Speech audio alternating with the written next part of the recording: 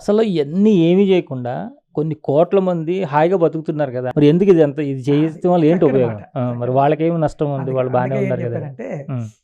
ఇప్పుడు మీరు చెప్పండి, నేను చిన్న క్వశ్చన్ మిమ్మల్ని వేశాను కాదు. ఇప్పుడు పిహెచ్‌డి చేసిన వాళ్ళు ఎందరు ఉంటారు? ఎందరు ఉంటారు? ఒక 1% 1% ఉంటారు. ఉంటారు. అదే డిగ్రీ పోస్ట్ గ్రాడ్యుయేట్ చేసిన వాళ్ళు ఇంకా ఎక్కువ. డిగ్రీ చేసిన వాళ్ళు ఇంకా ఎక్కువ. ఒకటో తరగతి చదివిన వాళ్ళు ఇంకా ఎక్కువ మంది ఇంకా ఎక్కువ ఉంటారు. హ్మ్. డ్రాప్ అవుట్స్ ఉంటాయి. ఈ బ్రహ్మ విద్య కూడా అందరికీ వెళ్ళమన్నా వెళ్ళదు. ఆసక్తి అందుకే ఏం చెప్పారు గీతలోని, సహస్రాణ మనుష్యేషు క్వచిద్దపి యతతి సిద్ధయే యతతాపి సిద్ధానం కచ్చిన్మం వేత్తత్వద అని చెప్పారు.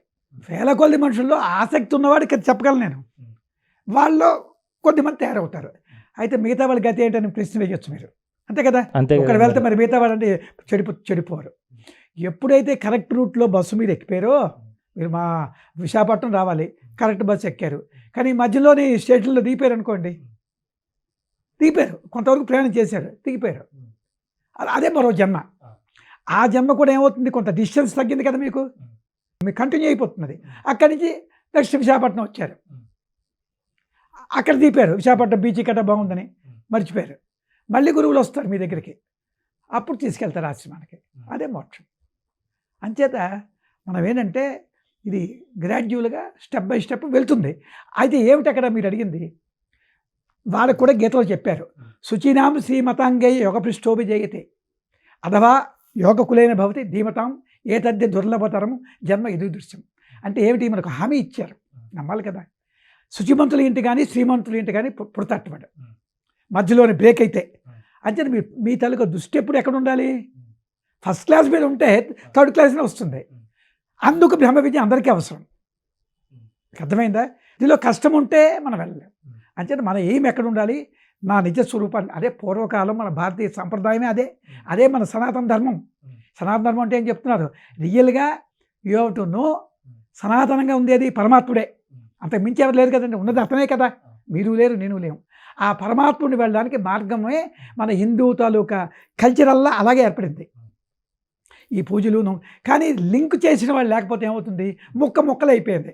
నేను పూజ చేస్తున్నాను, మీకు రాముడు ఇష్టం, కృష్ణుడు ఇష్టం, నాకు ఈ దేవుడు ఇష్టం, నాకు చెట్టును పూజిస్తాను, అలాగే ముక్కలు అయిపోయిన దాన్ని ఏకత్వానికి తీసుకున్నటువంటి మహాత్ములు ఆది శంకరాచార్యులు వారు.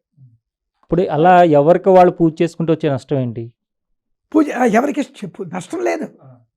ఇప్పుడు ఏకత్వం అందరు కలిపి ఒకటే చేయాలని ఎందుకు ఉంది గురుగారు? ఎవరికి నచ్చిన వాళ్ళు చేసుకోవచ్చు కదా. ఇప్పుడు మీరు చదివింది చక్కటి ప్రశ్న. ఇప్పుడు ఎవరికి ఇష్టదైవం వాళ్ళు పూజ చేసుకోవచ్చు. అది ఉపాసనా బలంలో కూడా అదే కదా, ఉపాసన రామోపాసన చేసుకుంటున్నారు, వాడు ఈశ్వరోపాసన చేసుకుంటున్నాడు, మరో ఉపాసన చేసుకుంటాడు. ఇవన్నీ దేనికోసం చేస్తున్నారు, వాళ్ళ యొక్క చిత్తం శుద్ధి అవ్వాలి. మనశుద్ధి లేకుండా ఎన్ని చేస్తే ప్రయోజనం ఉందా? అందుకోసం అది చేస్తే వాళ్ళకు కూడా ఫలితం ఉన్నది. ఇప్పుడు ఉపాసనా పనుల్లో చూడండి, కొందరు అమ్మవారు ఉపాసన వాళ్ళకి వాక్శుద్ధి ఉంటుంది, వాళ్ళంటే అవుతున్నాయి, శుద్ధి అవుతుంది. రామకృష్ణ పరమహంస వారు ఉన్నారు, వారి అమ్మ పిలిస్తే పలికేది, కానీ అతను కూడా ఆ అమ్మ ఉపాసన సరిపోలేదు. నాయనాకి ఇది కాదు, అమ్మ అలోక దిల్లోను పడిపోవద్దు, అసలైనటువంటి తత్వం ఒకటి ఉందని మోక్షాన్ని తీసుకెళ్ళారు. అప్పుడు ఆ తోతాపురి ఇక్కడ చెయ్యి గాజుపెక్కుతో నొక్కడం, అవంతా కథ మీ అందరికీ తెలిసిందే. ఆటోమేటిక్గా అతను మోక్షానికి వెళ్ళాడు. అంటే ఈ ఉపాసనలు కూడా ఒక లెవెలే. అలా ఎవరికి కావాల్సింది వాళ్ళు చేసుకోవడం తప్పేం కాదు, ఎవరికి చేద్దాం అది చేసుకోవచ్చు. బ్రహ్మ విద్య అనేది ఉందని చెప్తున్నాం. ఇది యూనివర్సిటీ ఉందండి, ఇక్కడ ఇంజనీరింగ్ ఉంది, ఇక్కడ మెడికల్ ఉంది, ఇక్కడ ఫలానా ఉంది, మీకు ఏది నచ్చింది అలా జాయిన్ అవుతారు. మీకు పూజలే కావాలి అలా జాయిన్ అవుతారు. మీకు ఏడుకొండలవాడు వెళ్ళండి, మిమ్మల్ని వద్దని లేదు కదా. కానీ ఏడుకొండలవాడు కూడా తేజోరూపమే అని తెలుసుకోండి. ఏకం సత్ అని చెప్పారు కదా, అంతా వెలుగని తెలుసుకొని మీరు ప్రవర్తించండి. మీకు నమస్కారం పెట్టాను, నాకు మీ శరీరం కూడా తేజస్సే, ఆ మైకు తేజస్సే అని చెప్పి పెట్టాను, నాకు తప్పేముంది. అలాగే తెలుసుకో పూజించండి, అది ఎక్కువ ఫలితం మీకు ఇస్తుంది. ఇప్పుడు మోక్షం అంటే ఏంటి గురుగారు? మోక్షము అంటే ఏమిటి, చక్కటి ప్రశ్న. అసలు మోక్షం అనే పదం అంటే ఏమిటి, విడుదల అని. విడుదల అయ్యారంటే అర్థం, జైల్లోంచి విడుదల అయ్యారంటే అంతకుముందు జైల్లో ఉన్నారు, బంధం ఉంది. ఏమిటా బంధం, మాయతో బంధం, అదే కదా బంధం అంటే ఇదే కదా మనం చెప్పేది. మాయతో బంధం ఎప్పుడు ఏర్పడింది, మనం జన్మ తీసుకొని వచ్చారు. వచ్చిన తర్వాత రాను పెరిగిపోయింది. మనకి చిన్నప్పుడు మనకి లేదు, మీ వయసు పెరుగుతున్న కొద్దీ ఈ బయటకు వచ్చారు, వీడు మంచివాడు శత్రువాడు, అలా ఉద్యోగం కాలి, ఈ ఉద్యోగం కాలి, ఇలాగ దీనిలో పడిపోయాం.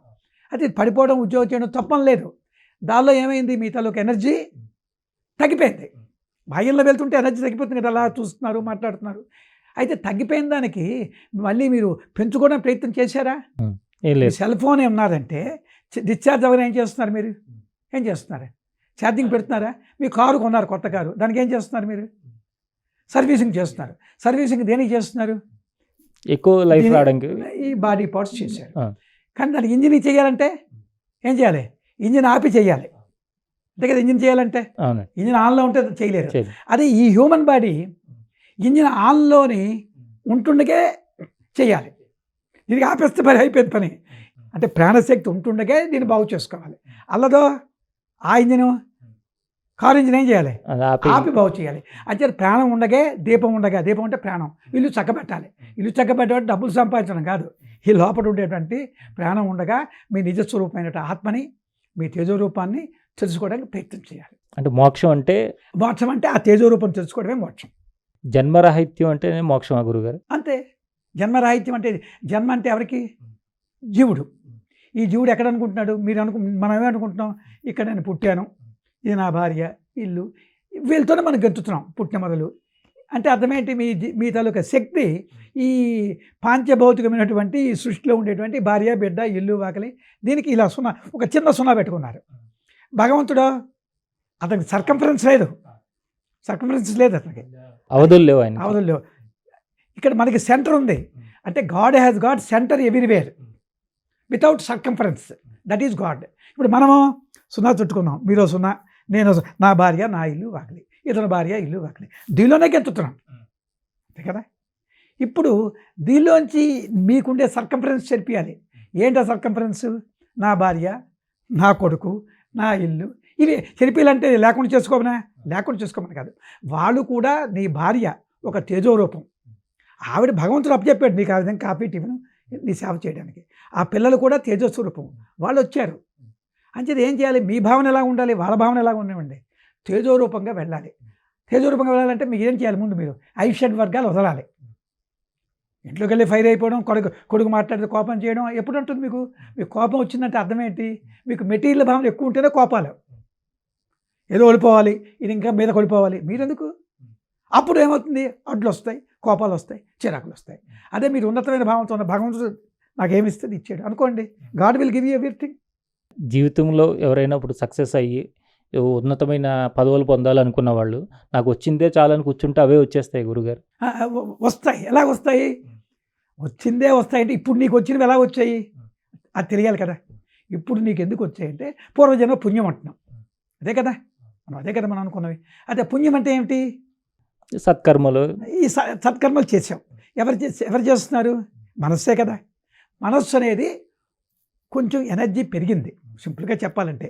ఆ ఎనర్జీ పెరగడం వల్లే అదే జాతక చక్రం. ఎనర్జీ పెరిగింది అనుకోండి, ఆ రకమైన జన్మ బట్టి మీకు ఈ ఐశ్వర్యం, మరోడికి మరో ఐశ్వర్యం వచ్చింది. కానీ ఈ ఐశ్వర్యం అనేటువంటి మాయలో అంటే బంధం పడిపోయి నాకు ఈ పదవి వచ్చింది, నేను ఇంతటివాడిని అంతటివాడిని అనుకుంటే అప్పుడేమవుతుంది? ఐశ్వర్యం తప్పదు, అది వచ్చి పడిపోయారు పూర్వజన్మ సుఖం అన్న. అప్పుడేమవుతుంది? వీడికి ఈ ఐశ్వర్యం కూడా సుఖం ఇవ్వదు, వాడికి ఆనందం ఇవ్వదు, వాడి ఎనర్జీ పోతుంది. నెక్స్ట్ జన్మ ఏమవుతుంది? వాడు ఇక్కడికి వచ్చేసాడు, ఈ జన్మలోనే వాడు ఫేస్ చేస్తాడు. లేకపోతే నెక్స్ట్ జన్మ ఎనర్జీ వచ్చింది, అప్పుడు మానవ జన్మని గ్యారంటీ లేదు.